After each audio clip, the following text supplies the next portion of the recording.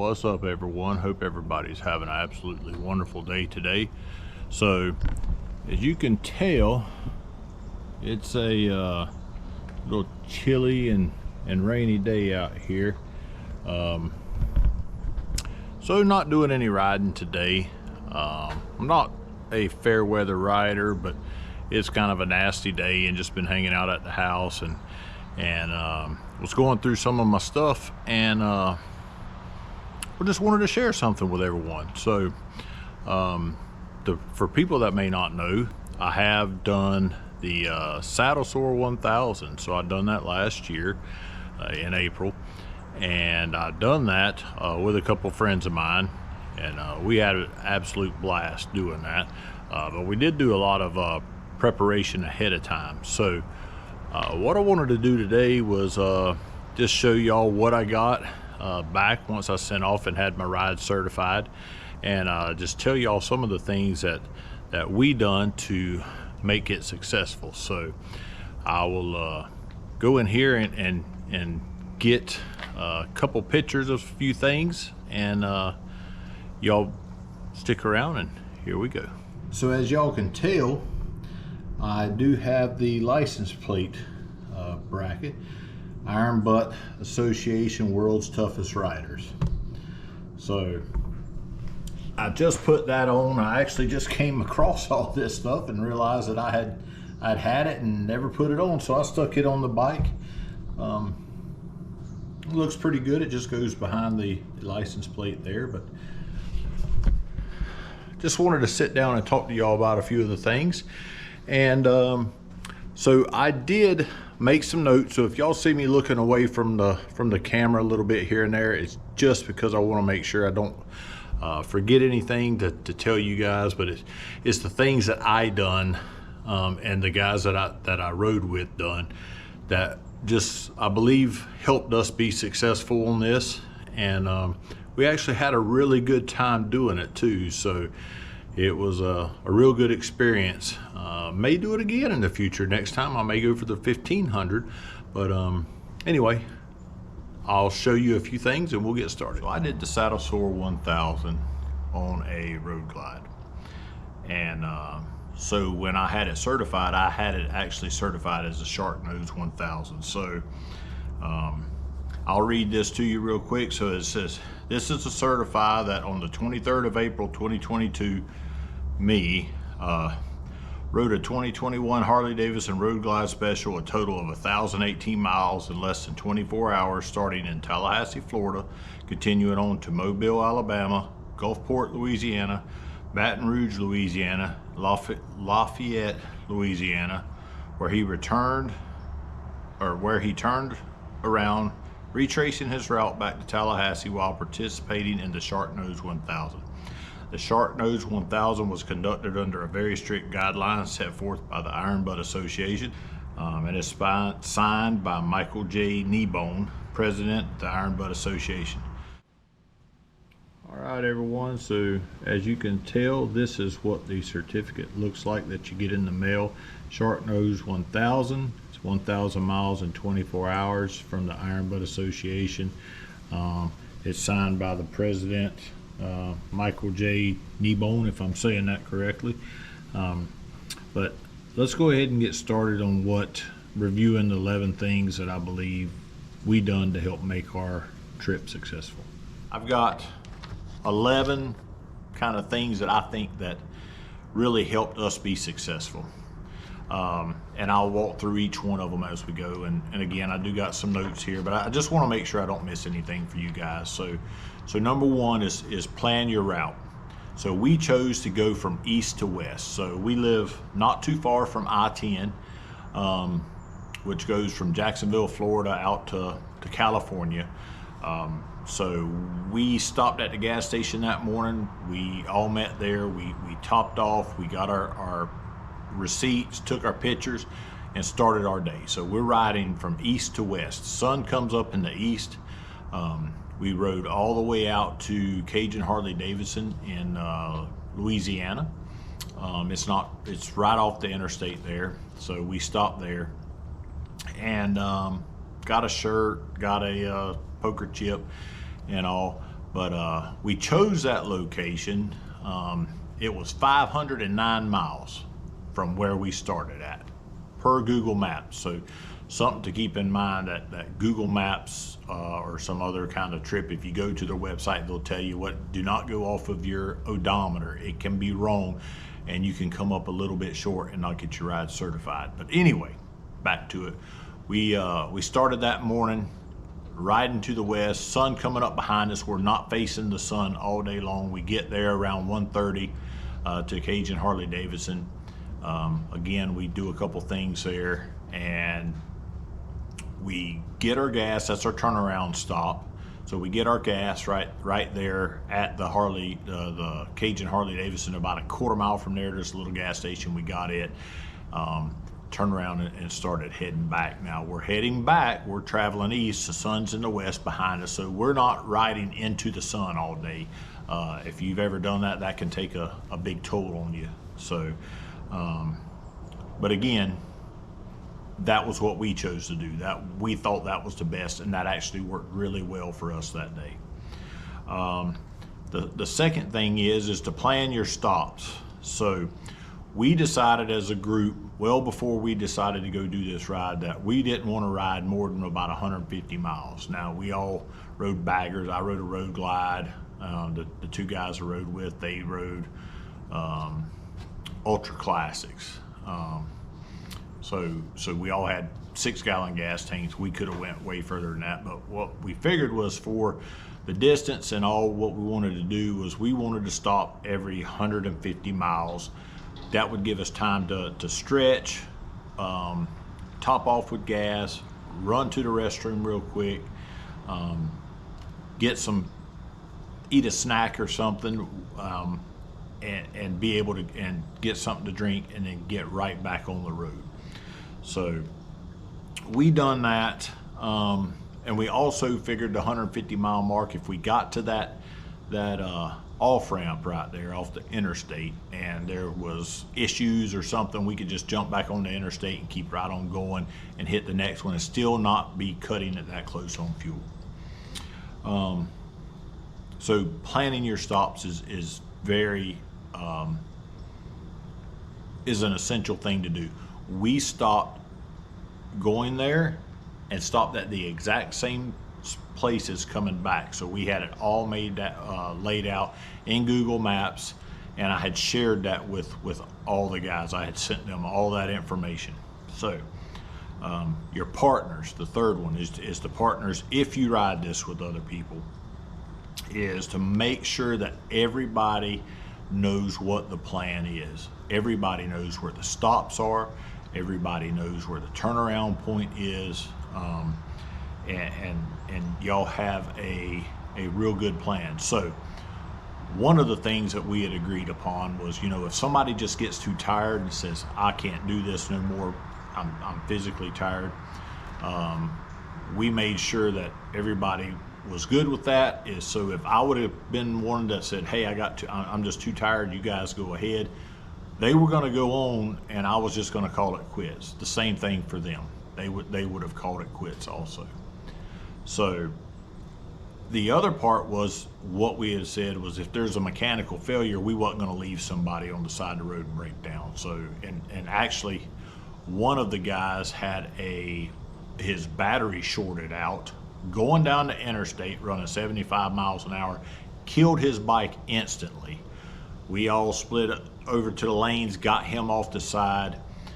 We was actually about a mile from the interstate. We were able to run up the road. We was able to verify it was his battery.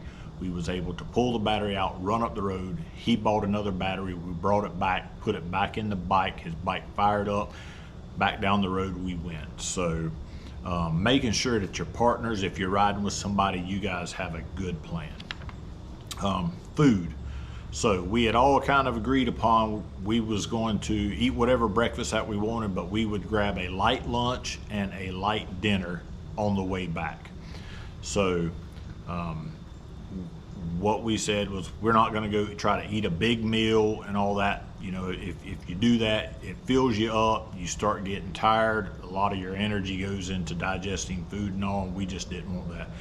The other thing was our snacks. So we carried plenty of waters in our saddlebags. We carried snacks like beef jerky, a few bananas, an apple, things like that. Something that while we were at the gas station getting gas, we could just eat something real quick and be able to get right back on the road.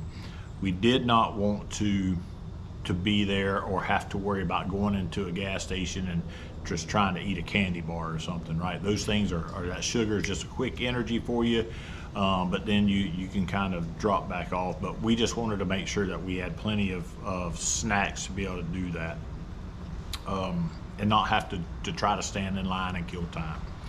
The other is speed. So we said 75 miles an hour, we're not gonna run any harder than that. So part of that reasoning is the faster you're going, you're out there trying to run 85, 90 miles an hour, right? That can take a toll on you. You're in and out of traffic. Not saying you won't be doing that at 75, but we figured we could get a good relaxed pace. There's plenty of time to do this challenge at that pace. You can actually do this challenge even slower than that if you wanted to. But what we also thought about was we didn't want to be out there running 85 miles an hour on the interstate and get pulled over by a cop. He has to hold us there for an hour, writing 3 sets, tickets to all of us, and we just lost all that time. So we said, hey, we're going to run 75 miles an hour, and really not any faster than that. So rest. So make sure you guys are getting plenty of rest, the day or two before that, so you can be not just beat down, so to speak. This is a lot of miles on a motorcycle, and if you're not used to it, or if you're not used to riding and crushing a lot of miles in a day, it can be very taxing on you. So make sure that you try to get as much rest as you can, and try to get a relaxing day, so to speak. We all got stuff going on, I know that, but just try to get you a relaxing day the day before, so that way you're not out there trying to, do all this physical work and then wake up and try and be sore and things like that, if you can help it. Some of us don't have that luxury, but if you can help that, that'll help you out. So just try to make sure that you're well rested. So number 7 is carry cash, right? So if you get to a spot that you lost your wallet, and I carried cash in my front pocket, I carried my wallet in my back pocket. So if something happened and I lost my wallet, I know you can throw it in your saddlebag or in your little glove box or whatever, but if you lose your wallet, have another set of way of being able to get money and get home. If something was to happen, you also never know when you might try to pull up and you can't use your card because the card reader's broke for whatever reason, and you need to get gas or something, or you've got to pay somebody to fix something for you while you're broke down on the side of the road, and they were not going to take a card. You'll have cash to be able to pay them. So that's there. So number 8, make sure your bike is ready. And when I say that, you're going on a 1,000-mile plus road trip in 24 hours. That means your bike and all is going to be running hard that whole time. So make sure your air pressure is right in your tires before you get started. Make sure that you don't need an oil change at 200 miles and your fluids are low or whatever that is, but just make sure your bike's ready. Look it over, make sure nothing's came loose, vibrated loose. Don't try to do all your maintenance the night before your trip, right? You can do that if you don't tighten the bolt up all the way or something and you start dripping oil or losing it. You could cut your trip pretty short. So just make sure your bike is ready to go. Carry some tools with you is number 9. If you got to tighten stuff up, carry some zip ties, electrical tape, Torx bits, some Allen wrenches, catch you, some things that you can just tighten stuff up with, keep it up there. I would also recommend a tire plugging kit. and a mini air compressor. You know, I keep things that I can do some work on the side of the road if I have to, make a small minor repair to get me to a place that I can have a permanent repair done. But you know, the last thing you want to do is be 800, 900 miles into this thing and have a flat on the side of the road and you can't fix it, and now you've just wasted the last 15 hours of your trip and you can't finish it because of a flat tire.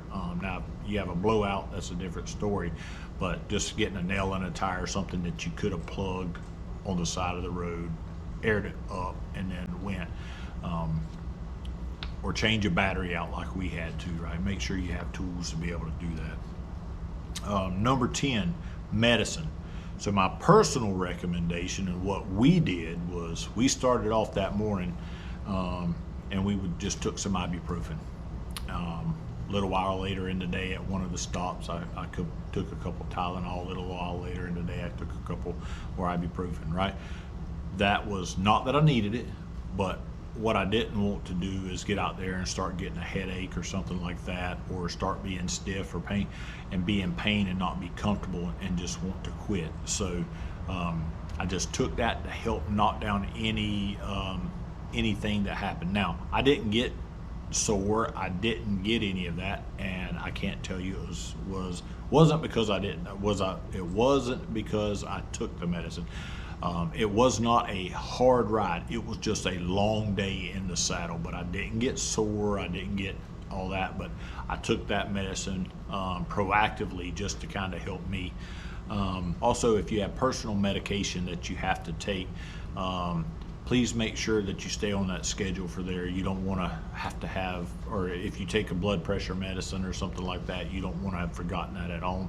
That's going to be very hard on you if you put yourself in a situation that you could have issues because you didn't take your medicine. And your trip won't be that fun. So I've got a couple honorable mentions here. So this is what I done, not saying what you guys need to do, but I took an extra complete set change of clothing. And when I say that, I took extra pants, underwear, socks, shirt. I even took extra pair of shoes. If you get out there and all of a sudden you get into a heavy rainstorm or something like that, you're 500 miles from home, you don't have clothes, yes, you'll dry out, but that can lead to chafing and other things where you can just, if you didn't have time to put your rain gear on or something like that, rain gear, take it too. But if you got out there and got into that situation where you all of a sudden the storm just come up on you real quick and you didn't have time to change, you got completely soaked, you could go to a gas station, go to the restroom and change or something as soon as you could. Also, carry earplugs with you. I had some earplugs and I actually gave a set to one of the guys that I was riding with, because throughout the day that drone on that motorcycle, the wind noise, all that can get to you. So I had earplugs and I had enough earplugs for the other guys too. So just wanted to make sure that you guys have that.